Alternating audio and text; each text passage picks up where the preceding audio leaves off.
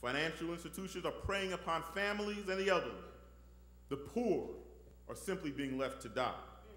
Our children are being abused by teachers, their guardians, the clergy, police, and thugs who are turning our streets into shooting galleries.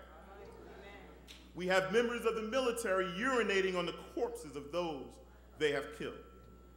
People who we elect to serve us are serving themselves. It has gotten so bad in New Jersey that the federal penitentiary is now a fourth branch of government, as the indictment of elected officials has become a cottage industry.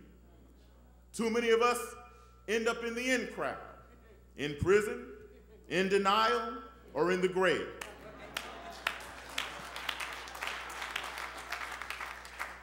We have churches everywhere and mess everywhere. We call ourselves Baptists, Methodists, Pentecostals, Catholics, and every ist you can imagine, when we should be calling ourselves ashamed.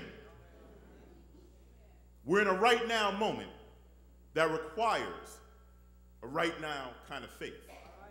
We are in a moment of decision, facing a today that requires the courage of yesterday in order to see a better tomorrow. If Dr. King were here today, I think he would tell you that other folks are not going to value you until you value yourself. Amen. You don't need permission to love yourself. God's grace is sufficient. But you have to make a choice. It's that simple. I think Dr. King would tell you that you have to work your way into heaven.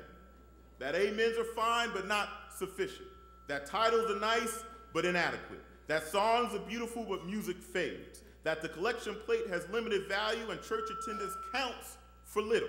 I think Dr. King would tell you that it is your daily walk with faith that earns the victory. That you must be willing to submit yourself to God's will and lead a meaningful and committed life. King would tell you that he made some mistakes, that he would have done some things differently, but that in the end he stood on that balcony in Memphis as an assassin's bullet sped toward him, unafraid and steadfast in his faith, knowing that in Christ the solid rock I stand, all other ground is sinking sand.